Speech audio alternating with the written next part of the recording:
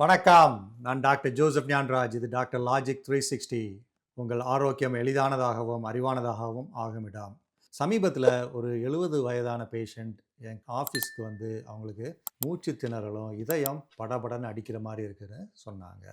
அவங்களுக்கு இந்த பிரச்சனை 2-3 நாளாக இருக்குன்னு சொன்னாங்க. அப்போது நான் எக்ஸாமின் பண்ணி பார்க்கும்போது அவங்களுக்கு லங் சவுண்ட்ஸு எல்லாமே நல்லா நார்மலாக இருந்துச்சு. அதே மாதிரி ஹார்ட்டும் ஆஸ்கல்டேட் பண்ணி பார்க்கும்போது வேகமாக ஹார்ட் படபடன்னு அடிச்சிட்டு இருந்தது வழியே அவங்களுக்கு வேறு எந்த பிரச்சனையும் ஹார்ட்டில் தெரியலை. அப்புறம் கீழே அவங்க காலை எக்ஸாமின் பண்ணி பார்க்கும்போது அவங்க ஒரு கால் வலது கால் வந்து இடது காலோட பெருசாக இருந்துச்சு.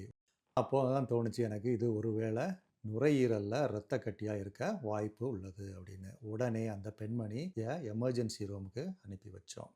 ஸோ இதை மாதிரி சிம்டம்ஸ் இருந்துச்சுன்னா உடனே பல்மனரி எம்பாலிசம், அதாவது நுரையீரலில் இரத்த கட்டியாக இருக்கலாம்.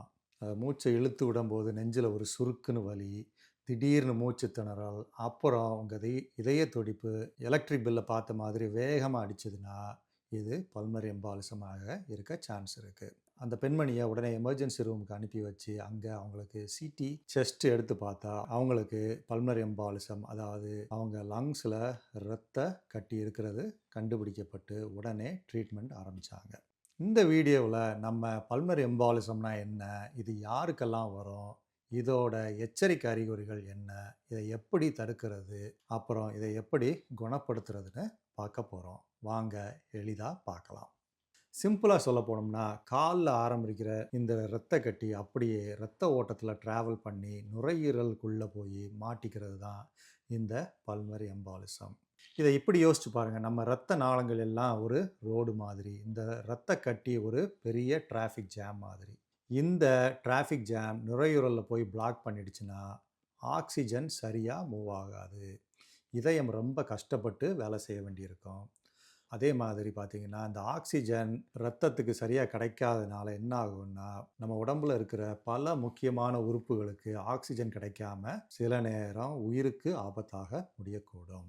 ஸோ அதனால தான் இந்த பெண்மணியை உடனே எமர்ஜென்சி ரூமுக்கு அனுப்பி வச்சோம். அங்கே பல்மனரி எம்பாலிசம் அப்படின்னு கண்டுபிடிச்சி அவங்களுக்கு உடனே சிகிச்சை பண்ணாங்க. ஸோ நண்பர்களே, இதெல்லாம் எங்கே வரப்போகுதுன்னு நினைக்காதீங்க. இது ரொம்ப சாதாரணமான விஷயம் இல்லை. டாக்டர்கள் ரொம்ப பயப்படுற ஒரு எமர்ஜென்சி இது.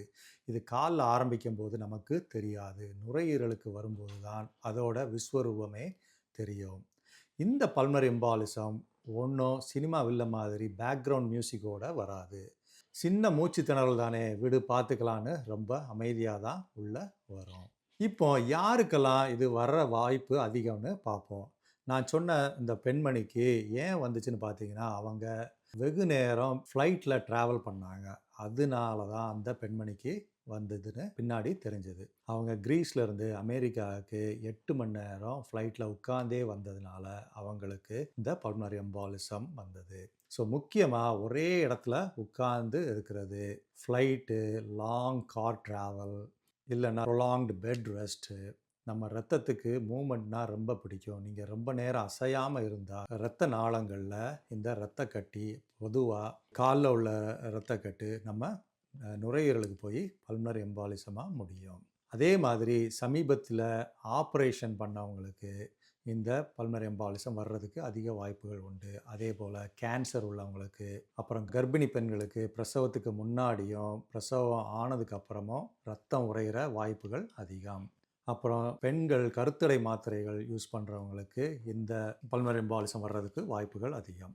அப்புறம் ஏற்கனவே இந்த பல்மனரி எம்பாலிசம் அதில் இரத்த கட்டி இருந்துச்சுன்னா உங்களுக்கு மறுபடியும் வர்றதுக்கு வாய்ப்புகள் அதிகம். அப்புறம் உடல் பருமன் அதிகமாக இருந்தால், சிகரெட் பழக்கம் அதிகமாக இருந்தால், சிலருக்கு மரபு ரீதியாகவும் இரத்தம் உறையும் நோய்கள் இருந்தால் இந்த பல்மனரி எம்பாலிசம் வர்றதுக்கு வாய்ப்புகள் அதிகம். இப்போ அந்த பல்மனரி எம்பாலிசம் வந்துச்சுன்னா என்னென்ன அறிகுறிகள்லாம் வரலான்னு பார்ப்போம். இது வரும்போது பலரும் கேஸ் ட்ரபிள், ஸ்ட்ரெஸ்ஸுன்னு அசால்ட்டாக விட்டுடுறாங்க. ஆனால் இதோட அறிகுறிகள் என்ன தெரியுமா? திடீர் மூச்சு திணறல், அப்புறம் மூச்சை இழுக்கும்போது நெஞ்சு வலி, குத்துற மாதிரி நெஞ்சு வலிக்கும். இந்த குத்துற மாதிரி நெஞ்சு வலி மூச்சு திணறலோடு வந்துச்சுன்னா பல்மனரி எம்பாலிசமை கட்டாயமாக நீங்கள் ரூல் அவுட் பண்ணி ஆகணும். உடனே மருத்துவரை அணுகுவது சால சிறந்தது. அதே மாதிரி வேகமாக இதய துடிப்பு, அப்புறம் மயக்கம் வர்ற மாதிரி இருக்கும். சில நேரம் மயக்கம் போட்டு விழுகிறது. சில சமயம் இருமும்போது ரத்தம் வர்றது. இதெல்லாம் இந்த பல்மனரி எம்பாலிசத்தோட அறிகுறிகளா இருக்கலாம். அப்புறம் கால்ல தெரியிற அறிகுறிகள்னு பார்த்தீங்கன்னா, ஒரு கால் மட்டும் வீங்குறது. நம்ம அந்த பார்த்த பெண்மணிக்கு வலது கால் மட்டும் வீங்கிருந்துச்சு. அத வச்சு தான் இவங்களுக்கு பல்மனரி எம்பாலிசமா இருக்குமோன்னு கண்டுபிடிச்சோம். அதே மாதிரி ஒரு கால் வீங்குதல், அந்த கால்ல வலி, அப்புறம் சிவந்து போகுதல் அந்த கால்ல. இதெல்லாம் இருந்துச்சுன்னா, அங்க இரத்தக்கட்டு இருக்கிறதுக்கு வாய்ப்புகள் அதிகம். ஸோ இந்த மாரி அறிகுறிகள் இருந்தா உடனே நீங்க மருத்துவரை அணுக வேண்டும். ஸோ முக்கியமான வார்னிங்னு பார்த்தீங்கன்னா, திடீர் நெஞ்சு வலி, அதாவது மூச்சை இழுக்கும்போது குத்துற மாரி நெஞ்சு வலி, அதோட சேர்ந்து மூச்சு திணறல் இருந்தா, தயவு செஞ்சு வீட்ல உட்காந்து Netflix பார்க்காதீங்க. இது அடுத்த எபிசோடு வர்ற வரைக்கும் வெயிட் பண்றதுக்கு சீரியல் இல்லை. உடனே எமர்ஜென்சி ஹெல்ப்பை தேடுங்க. இப்போ இத தடுக்க முடியுமா அப்படின்னு கேட்டா, கண்டிப்பாக முடியும். ஸோ நான் அந்த சொன்ன பெண்மணி லாங் ஃப்ளைட்ன்னு சொன்னோம்ல, அதே மாதிரி அவங்க லாங் ஃப்ளைட்ல ஒவ்வொரு மணி நேரத்துக்கு ஒரு 2 மணி நேரத்துக்கு எந்திரிச்சு நடந்து இருந்திருந்தாங்கன்னா, இத அவங்க தடுத்திருக்கலாம். அதே மாதிரி ஒரே இடத்துல உட்கார்ந்திருக்காம நிறைய ஹைட்ரேஷனும் முக்கியம். ரொம்ப நேரம் உட்கார்ந்திருக்க வேண்டியிருந்தா, இடையில எந்திரித்து காலை நீட்டி மடக்குங்க. இது நம்ம கால்ல ரத்தம் தேங்குறத பிரிவென்ட் பண்ணும். ஸோ பயணத்தின் போது 1லிருந்து 2 மணி நேரத்துக்கு ஒரு முறை நடங்க. நிறைய தண்ணி குடிங்க. தேவைப்பட்டா கம்ப்ரஷன் ஸ்டாக்கிங்ஸ் போட்டுக்கலாம். அதே மாதிரி ஹாஸ்பிட்டல்ல நோயுடன் இருந்தா டாக்டர் சொல்றபடி நடங்க. பெட் ரெஸ்ட்லயே இருக்கிறது எப்பவும் நல்லது இல்லை. அப்புறம் இந்த பல்மனரி எம்பாலிசத்த எப்படி டாக்டர்ஸ் ட்ரீட் பண்ணுவாங்க? பொதுவா பிளட் தின்னர்ஸ், அதாவது ஆன்டி கோஆகுலேஷன்னு சொல்லுவோம். அந்த மாத்திரைகள் கொடுப்பாங்க. அந்த மாத்திரைகள் எதுன்னு பார்த்தீங்கன்னா, அபிக்ஸபேன், ரிவராக்ஸபேன் போன்ற மருந்துகள் கட்டியை பெரிசாக விடாமல் தடுக்கும். பொதுவா 3லிருந்து 6 மாசம் வரைக்கும் மருந்து எடுத்துக்கணும். சிலருக்கு மரபு ரீதியா இந்த கட்டி வர்றதுக்கு சான்ஸ் இருந்தாலோ, இல்ல கேன்சர் பேஷண்ட்ஸா இருந்தாலோ, அவங்களுக்கு வாழ்நாள் முழுதும் சில நேரம் டாக்டர்ஸ் இந்த மருந்துகளை கொடுப்பாங்க. அதே மாதிரி சீரியஸா இந்த பல்மனரி எம்பாலிசம் சில நேரம் ரத்த அழுத்தம் ரொம்ப குறைவா இருந்துச்சுன்னா, டாக்டர்ஸ் கிளாட் பஸ்டர்ஸ், அதாவது சில இன்ஜெக்ஷன்ஸ் மூலமா அந்த கட்டியை கரைக்க வேண்டியது இருக்கும். அப்புறம் அந்த பல்மனரி எம்பாலிசம் வந்ததுக்கப்புறம் நீங்க ஓகேன்னு ஃபீல் பண்ணாலும், டாக்டர் சொல்லாம இந்த மருந்துகள தயவு செஞ்சு நிறுத்தாதீங்க. ஸோ பல்மனரி எம்பாலிசம்னா நுரையீரல்ல இரத்த கட்டி.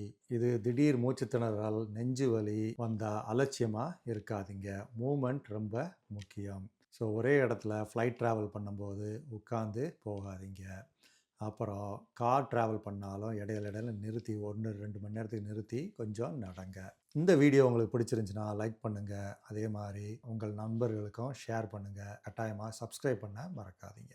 இதுவரை என்னோடு இணைந்ததற்கு மிக்க நன்றி. நான் டாக்டர் ஜோசப் ஞான்ராஜ். இது டாக்டர் லாஜிக் 360. நன்றி, வணக்கம்.